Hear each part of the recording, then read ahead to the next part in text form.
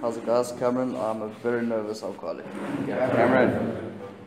Okay, so I won't let my nerves get the better of me.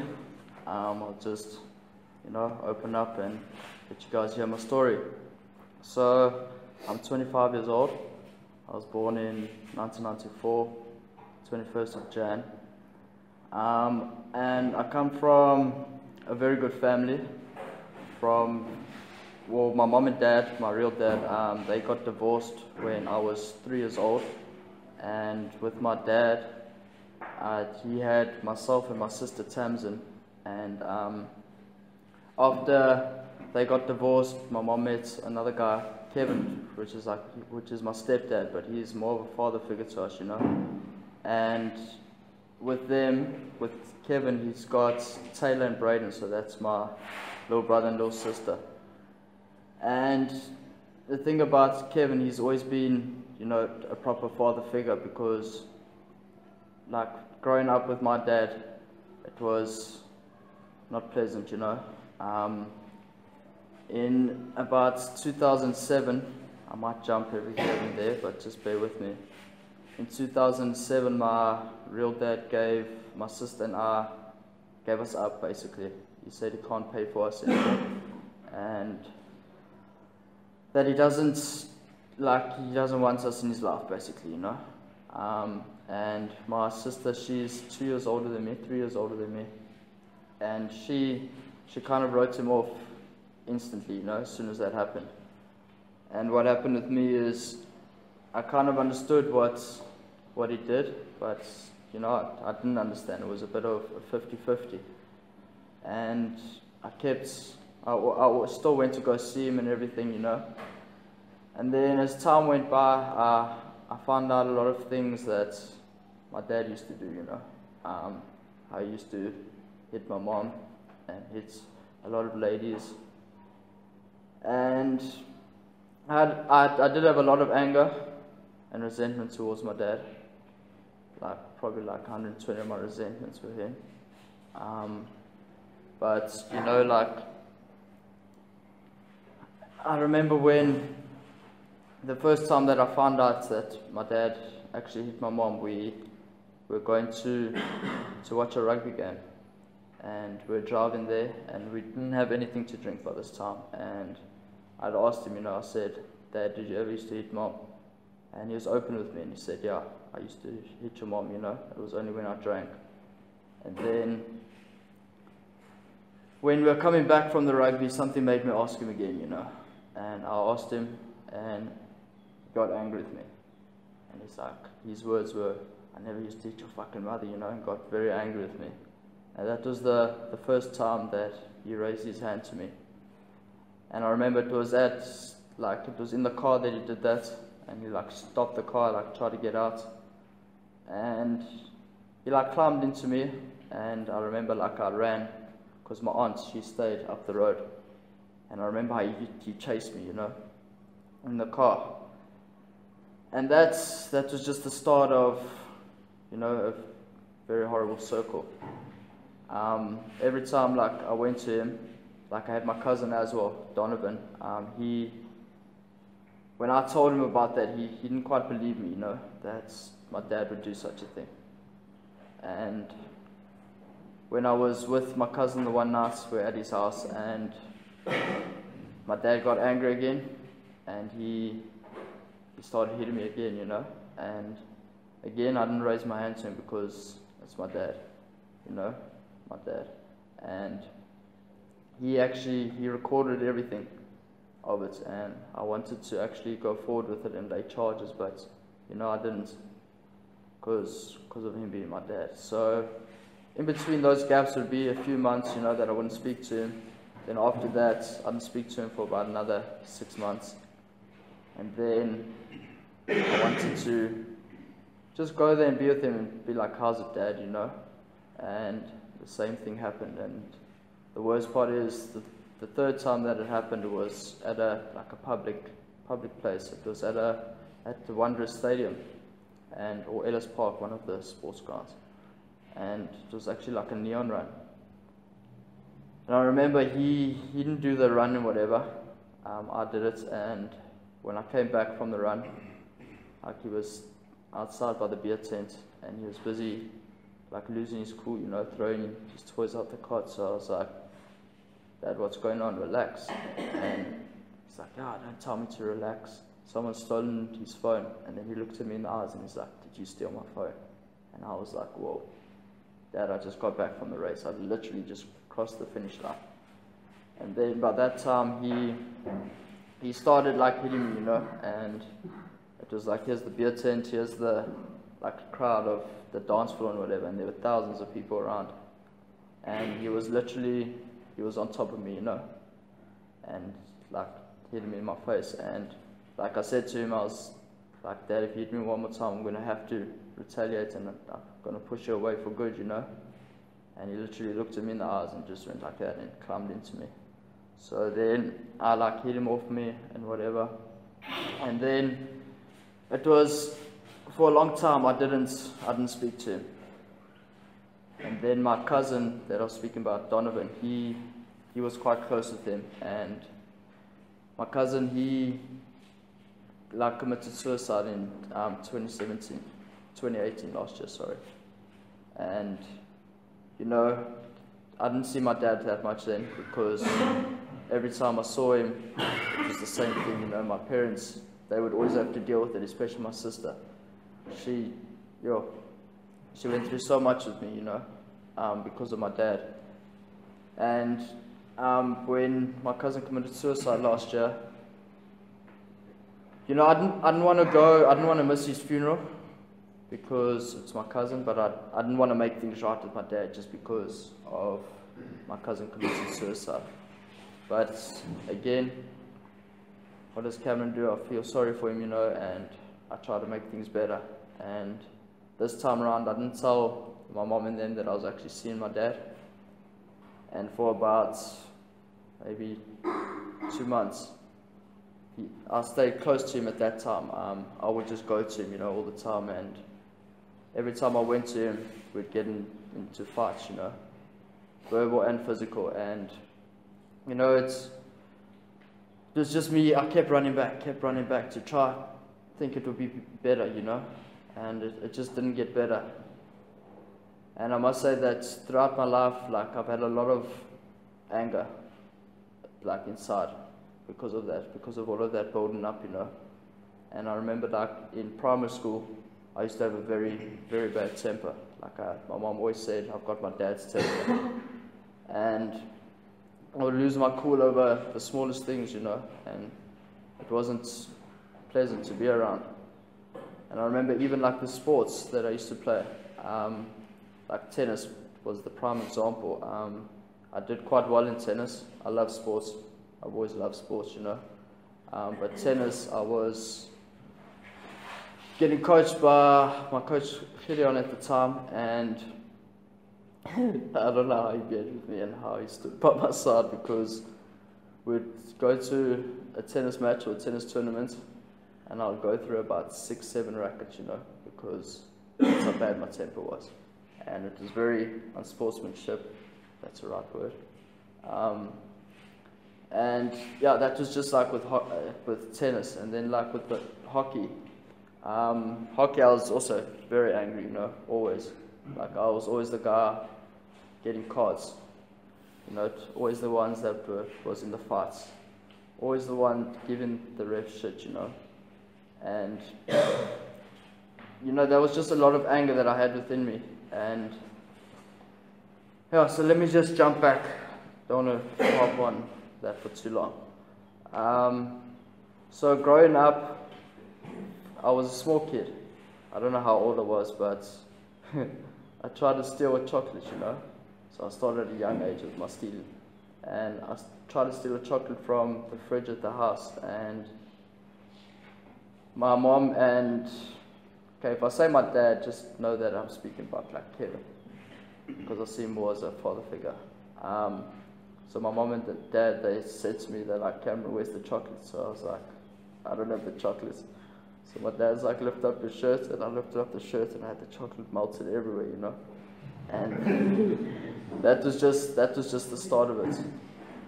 It then got to the stage where whenever we went out, before we went out, like with the family, I would take money from either my mom's purse or my little sister's wallet or my little brother's wallet, and what I would do is, as soon as I got out the car, I would like throw the money, on the ground. I'll be like, yo, there's $100, and every time my little brother was like, wow, Dad, you always find money. I've got to stay with you more often, and that went on for long. And that was at a very young age, that was before drinking and using. And of course it did progress, but you'll hear more about that towards the horrible stages. So I had my first drink, I think it was about 2007. And I can remember it, I really can, because it was at Panorama Football Club, and it was a beer. I won't mention the name, I think beer's good enough. And I remember my mate Dylan, he's saying that, like, taste how good this is. And I tasted it. It tasted like shit, it really did, But then, as my drinking carried on, beer is what I loved, And I remember how so I didn't drink much in primary school, because it was like towards the end of grade 7, becoming a teenager, Like I'm a teen now, I can do anything basically. And then going into, in primary school, not much went on for me in primary school because I was quite, I was still pretty much like on the straight and narrow. I wasn't as rebellious as I was in high school. I wasn't as anti-establishment, I worked. There was only one thing that I did in primary school that, thinking about it now, I actually forgot about it.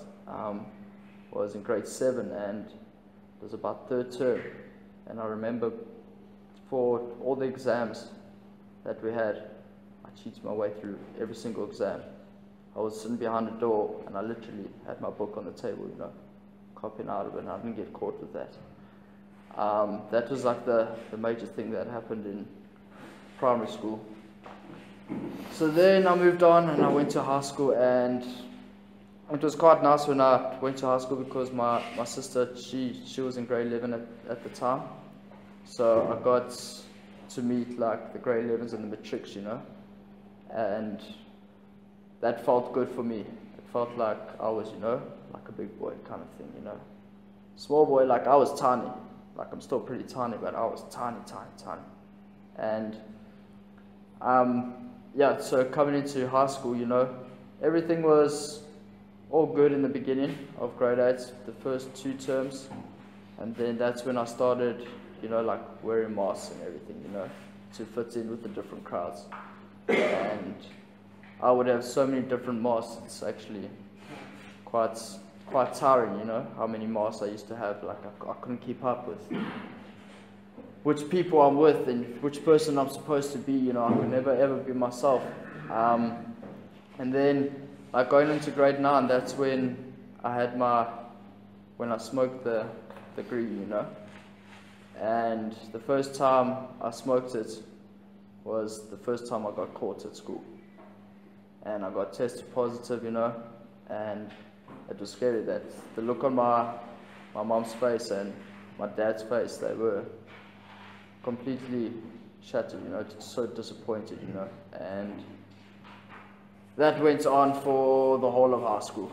Like every time I got tested positive, and a few of my mates, they got expelled it was about grade 10, because it was the 3rd time getting tested positive.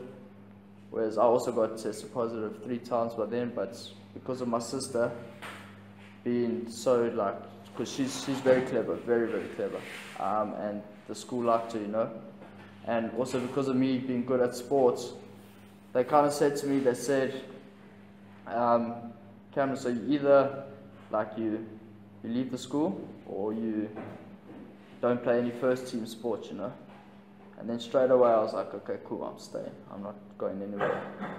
And then that was just the story of my life in high school, I was permanently grounded. I was always grounded at home. I could never go out to the parties or whatever. Or my mom and them thought I could never go out to the parties. But it got to a stage where I used to, when we stayed in like Nurtiable, when I used to, it was for about, it was one holiday where, just about the whole holiday, what I would do, I would tell my mom and my dad, like, yeah, I'm not feeling well, and I would go to bed at like 7:30. And the thing is, they would never let us lock our room. And I would close my door and everything. I would put my pillows under my blankets, and I would sneak out the house. And I would go, to so many different places, obviously walking, because I was still young at that time. And I remember there were so many places that we went. We even ended up in like Northcliffe, there by Hillfox, so many different places. And then the once when, and I didn't get caught until the last night. And I still remember it very clearly. Like, I've got a memory with my tooth.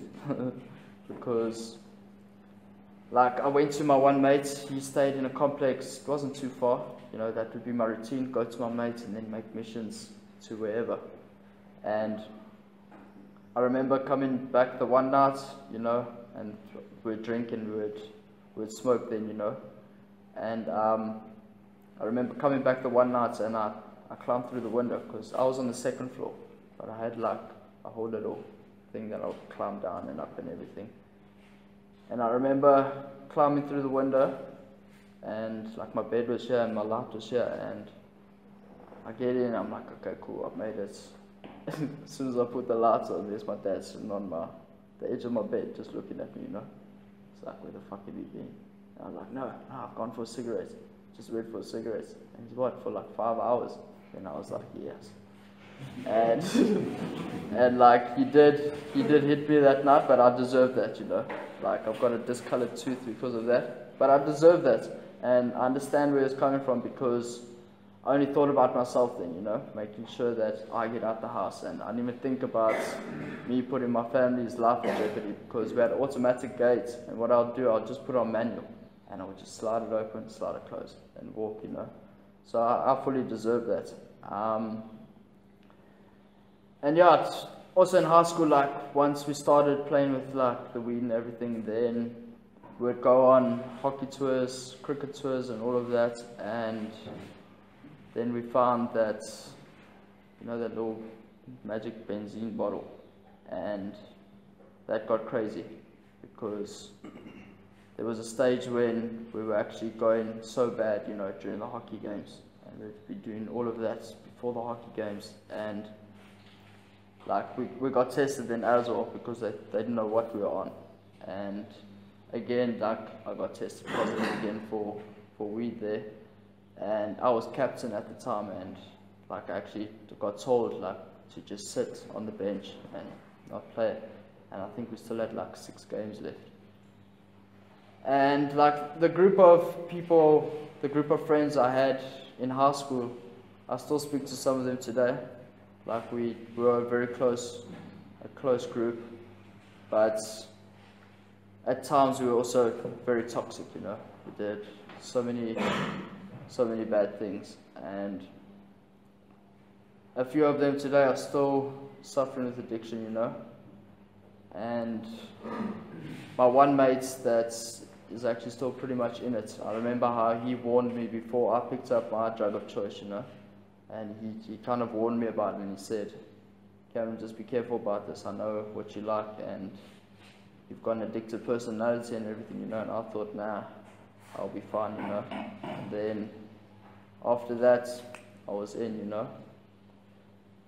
But that's like, it was about maybe 2011 when I picked up my first like drug of choice, And at that time, it just made me feel good. It really did, It just made me feel good. I could be around people. But to be honest, I never had a problem with being around people. I was always, we would call it a people's person, I would always be the clown, always making people laugh and everything, So I never really had problems being with people. The only thing I had a problem was with being myself in front of people. You know, I could never be myself. I always had to be this person or that person or that person.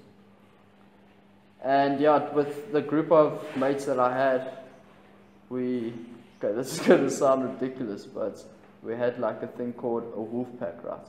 And and now it wasn't nice having been part of this wolf pack, you know, because because what we'd do, like, we'd go out, we'll drink, you know, and just fuck people up for no reason, you know.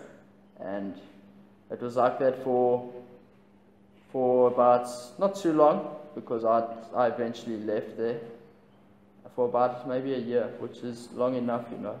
And I remember how the one guy, he was like the leader of the wolf pack, you know, and he was a big boy, and I was the small one, you know, and so like it would be him and me, and then he would basically tell me to go start shit, you know. And if a lot of people that know me, you know, I've got no squalm with that, you know. And so I'd like to, and then they come and the whole group comes. So yeah, that was also something else, you know, being part of that wolf pack.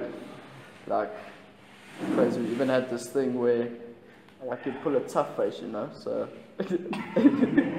so it was kind of like a, you know, kind of face, and my whole family at one stage, whenever I said something tough, they'll be like, yes, it's so tough, you know. And it was just bizarre. But yeah, enough about that wolf pack. And then it was in about, I don't know when it was, but I was still underage, not 18 as yet. And there was a thing called spring break in Sun City.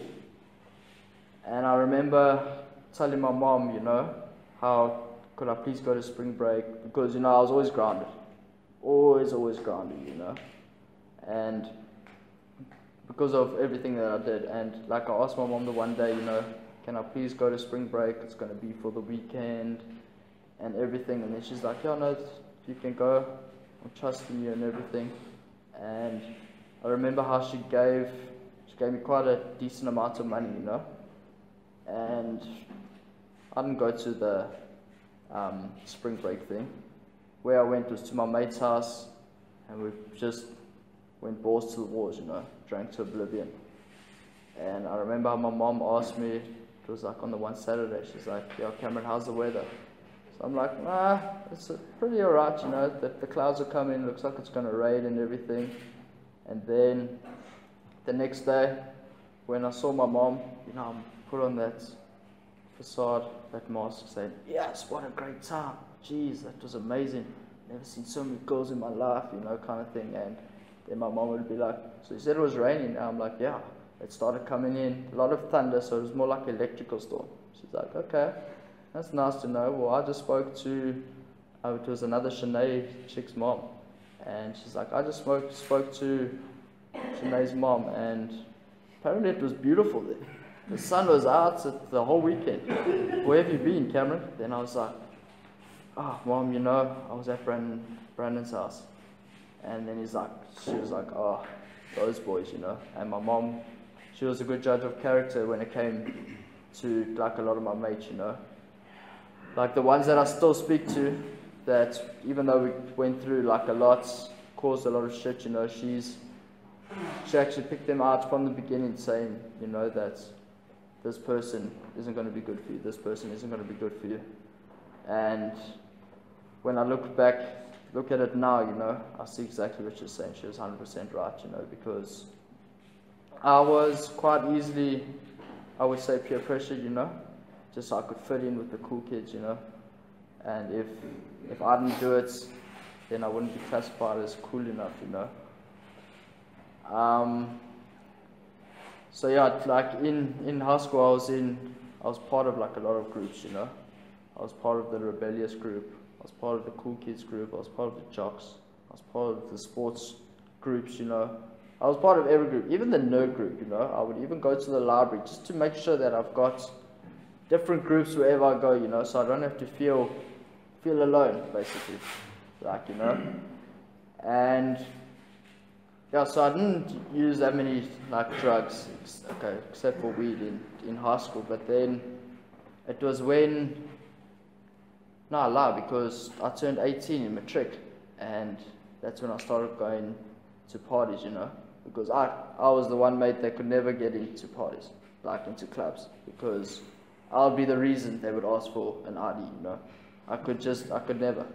And yeah, in matric we started going out, and then obviously that's when started taking party drugs and everything.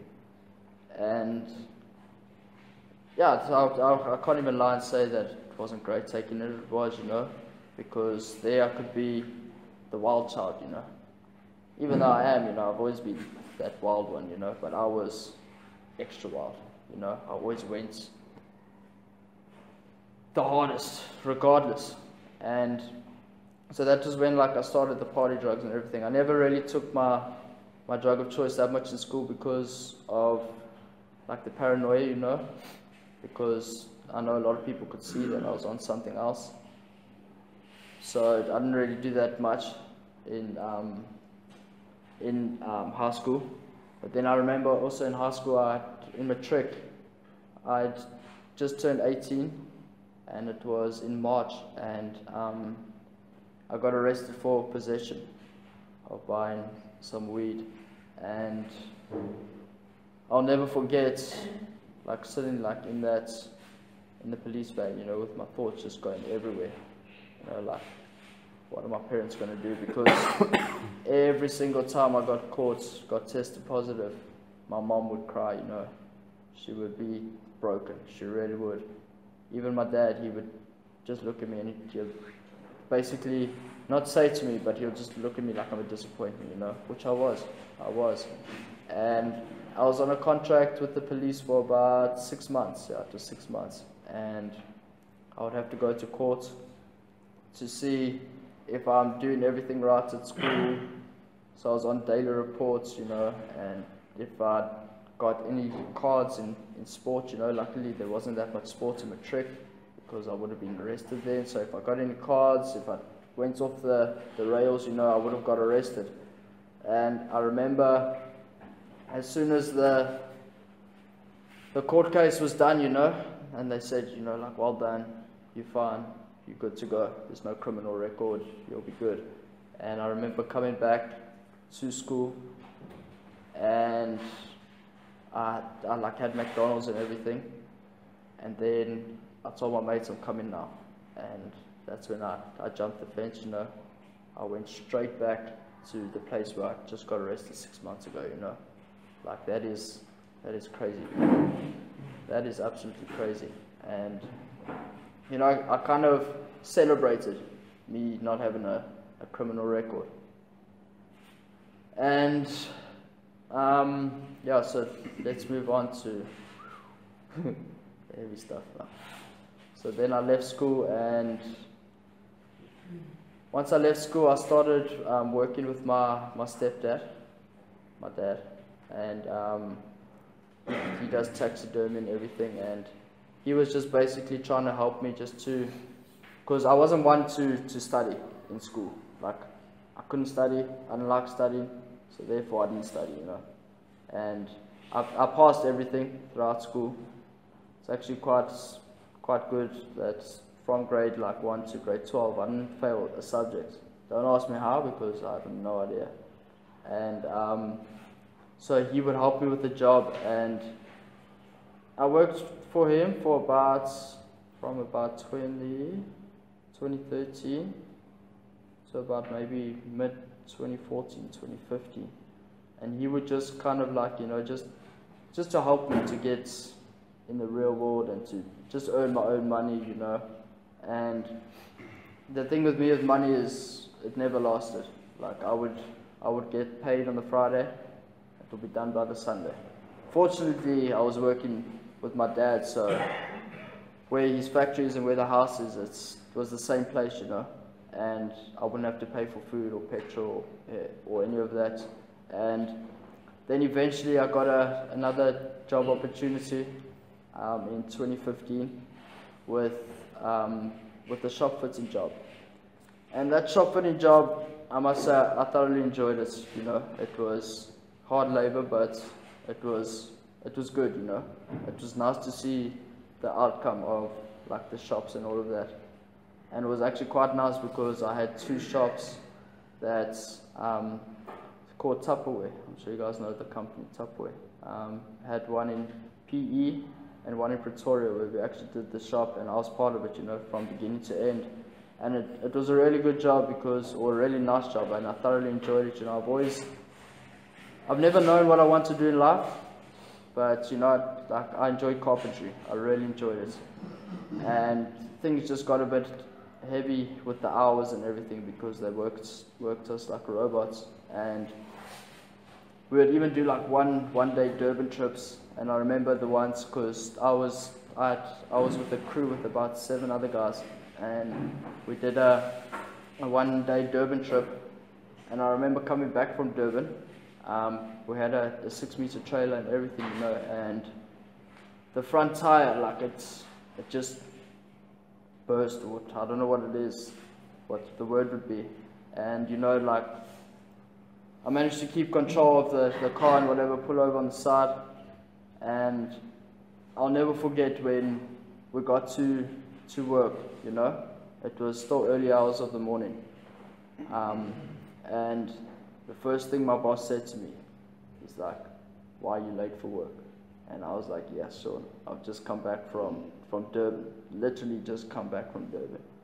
And then he's like, "Okay, well, I believe you messed up the bucky. You're going to be paying for that, And he was just horrible in that way. Like, he did eventually have a good heart, but, at times he didn't. And that kind of led me to wanting to leave.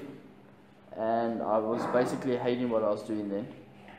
And then, unfortunately, I don't know what do you put it, I had got tested then by him. And I think they knew that I smoked weed, but at this stage I was having a lot of my drug of choice, because it was long hours. So I thought, okay, well, if I have this, I'll be able to, carry on for the long hours and be able to keep up with that. And eventually I got to the stages where I was having too much of my drug of choice. So I was just drained. And I actually remember when we went to like a pathologist place, and they did like a full-on drug test with me. Also, again, I don't know how, but my drug of choice didn't come up, and only weed came up. And I remember, I saw that as the biggest justification of my life. Like, I was like, okay, damn, you can't get tested for this stuff. And then that's when I knew, that this is my drug, And yeah, so that was about 2015.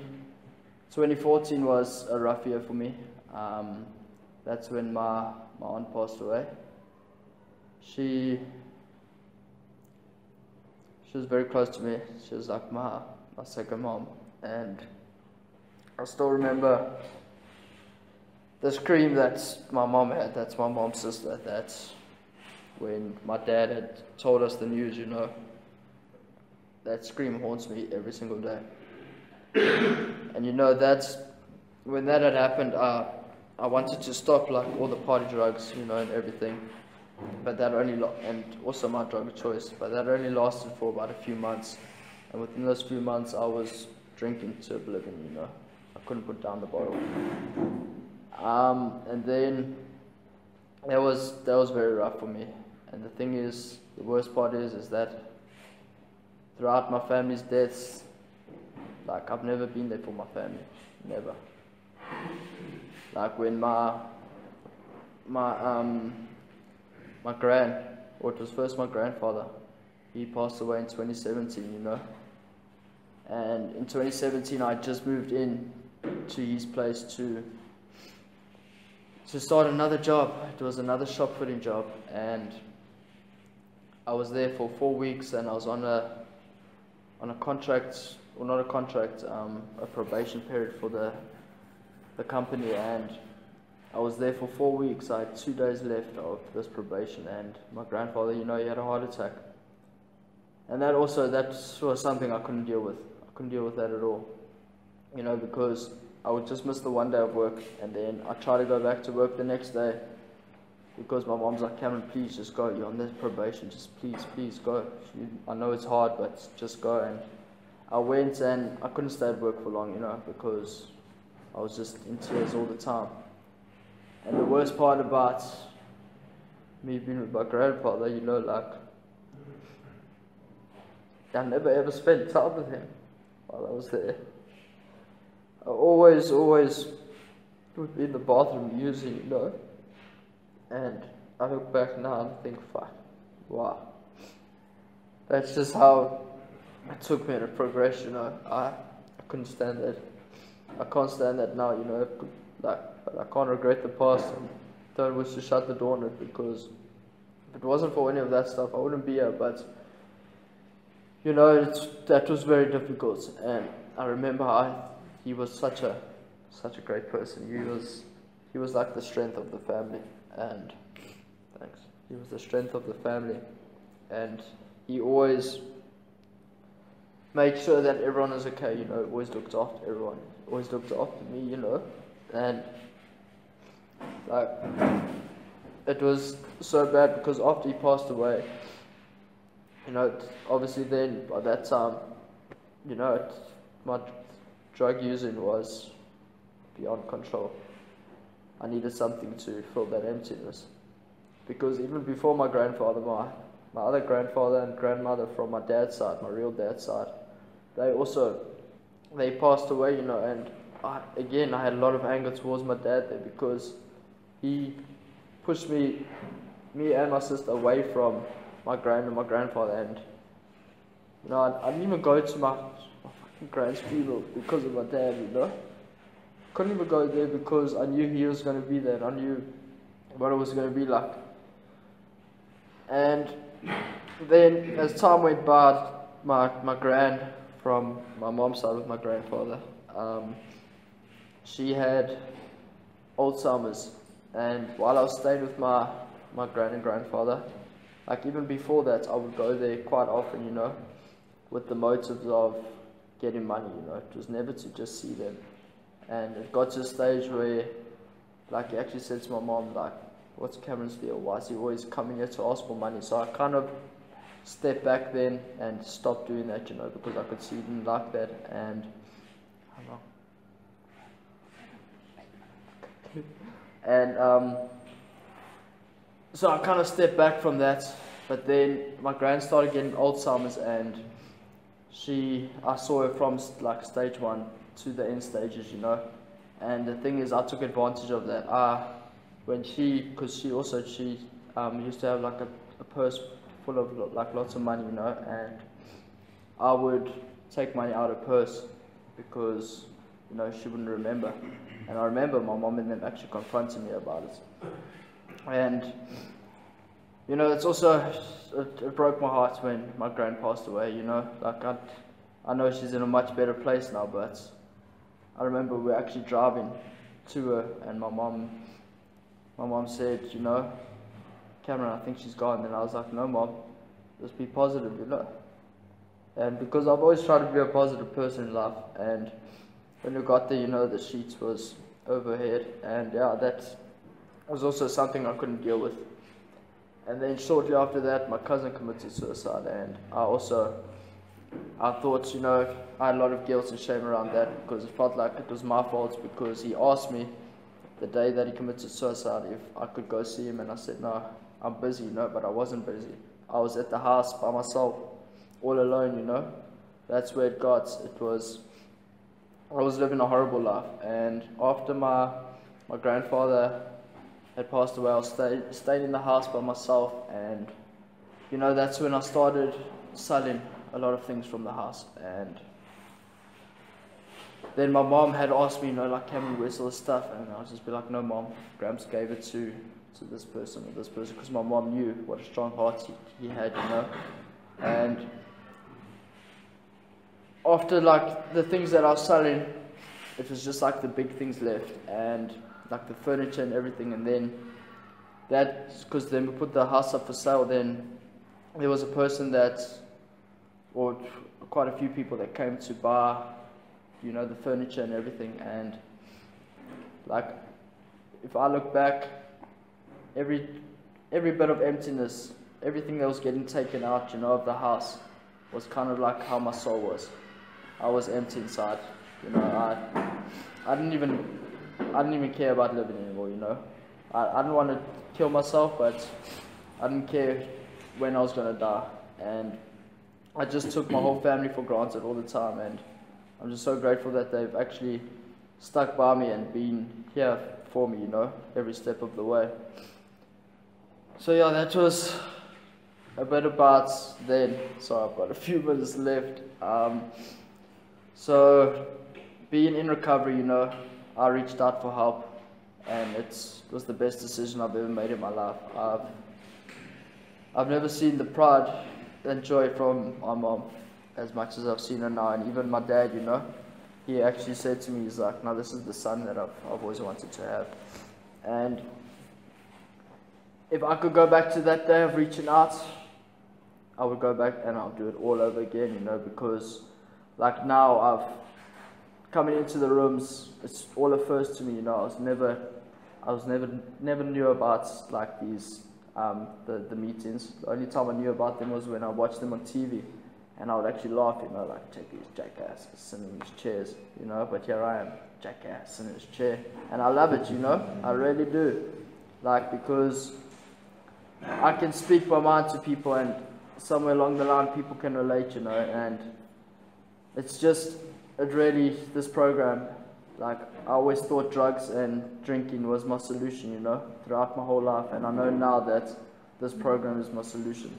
There are things that don't always go how we may seem, how we want them to go, you know, but if we just work this program, then things start falling into place. And, you know, I'm just really grateful for absolutely every single person, you know, and for the house on the hill, because they helped me change my life, and I'm so grateful for my sponsor. He's helped me change my perspective on so many different things, and all the friends that I've made in recovery, it's amazing, you know. And it's so good to be able to keep a job now and to be working in a surf shop, you know. I've always wanted to work in a surf shop. I've always wanted to surf. I've always wanted to live at the sea, you know, and those things have come true.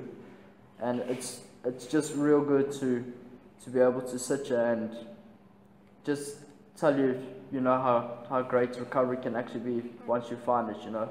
It's really a life that I didn't believe was quite possible. I thought it always had to be drinking or using to have fun, but that's not it, because I've seen that you can have fun. I mean, in January we went shark diving. Never in my life would I have gone shark diving. Never. Like, oh, I was a paranoid thing, but I'll keep that for another time. But yeah, I'm just really grateful for absolutely everything that's come my way so far, and I'm just grateful to be sitting here clean and sober. Yeah, guys, thanks for letting me share.